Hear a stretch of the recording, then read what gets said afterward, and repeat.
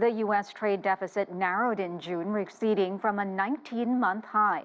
The gap dropped to just over $73 billion for a 2.5% decrease. The U.S. exported more aircraft, oil, and gas, which helped slash the deficit, but that's still less than economists forecast, even with U.S. exports near a record. The country imported more drugs, computer chips, and telecoms equipment. Well, there's definitely a lot to unpack here. For that, we're now joined by Santosh Rao, a partner and the head of research at Manhattan Venture Partners. Santosh, thanks so much for joining us. So let me start with, we've experienced this whiplash the last couple of sessions, a steep drop, then a rebound. What do you make of the extreme volatility we've seen, and do you think investors are being too reactive? Yes, thank you for having me. Well, there were a combination of events. I think the Japan trade unwinding went smack on the face of tech earnings, kind of moderating a little bit. There were some misses here and there. So I think there were some cross currents there. So I think there was a feeling, the market was already on the edge in terms of the valuation.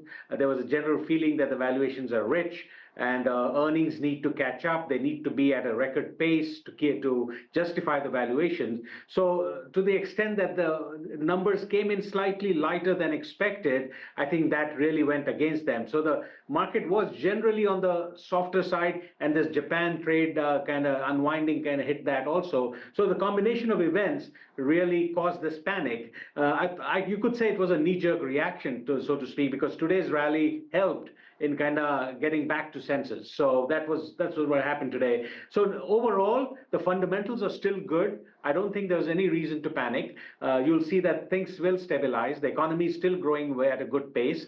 Unemployment is okay. It's 4.2%. It's still the lowest. And so I think the fundamentals are still good. When the dust settles, I think that when people take a breath, I think the economy will, the market will stabilize. Yeah, unemployment at 4.3%. Worse than the 4.1% read we got the previous month, but still, considerably, that's a fairly stable number. And then we've been getting mixed corporate earnings as well. But I do just want to touch on Japan, which you brought up. If the latest U.S. jobs and unemployment data was the catalyst for this global sell-off, Japan's wild swings have been the fuel. Just how critical has the dollar-yen story been in what's happening in the fourth largest economy, in tandem with monetary policy from BOJ? Yes, I think that's the Japan trade, U.S. dollar-yen trade has been a big thing. Borrowing at a low rate and investing in assets here, high-priced assets. So I think that kind of had to unwind. So that's a big deal. But I think it'll adjust after some time.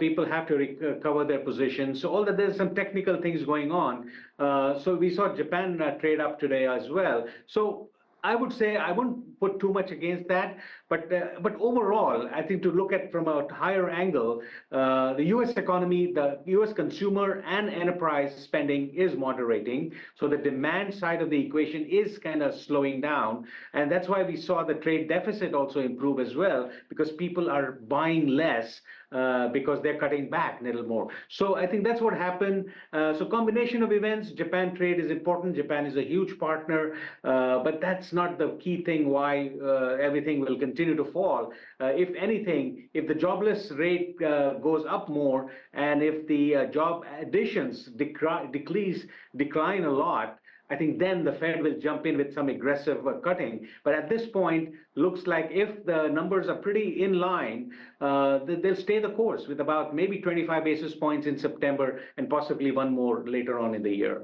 So I don't think we need to panic and say that they need to come in and reduce 75 basis points. Great. And Santosh, let me ask you this. We did see the trade deficit narrow. Do you think that story continues given all of the currency fluctuation and the current economic climate? Yes, it'll continue. There's some cross currents here and there. With Mexico, it's up, and there's a few other things. With China, it's kind of even out. The China renminbi dollar thing is also playing out. China, it's easier to buy, cheaper to buy Chinese goods. So I think things have stabilized, but there are some restrictions on buying and exporting and importing. So all that is playing into this as well. But overall, the fact that the China-US trade balance is kind of stabilized a little bit. I think that's a good sign, but we'll wait and see because there's so many political cross currents. The election's coming up.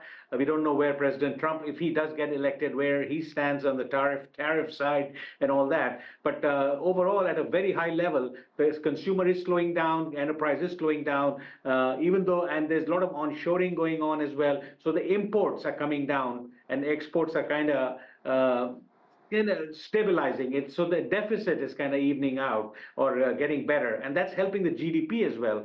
You saw 2Q GDP at 2.8%, and I think the trade deficit improving had a big role in that. So it's net has been a good thing, but you have to take away from this is that the consumer is slowing down and spending is slowing down, and that's not a very good sign if it is sustained and goes on for too long.